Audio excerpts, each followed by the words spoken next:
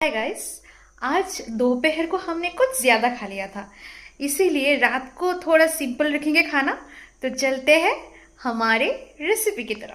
तो इधर झटपट से ले लिया था मिक्स दाल और भिंडी को धो के रख दिया था। उधर दाल प्रेशर कुकर में बिठा दिया था बॉयल होने के लिए।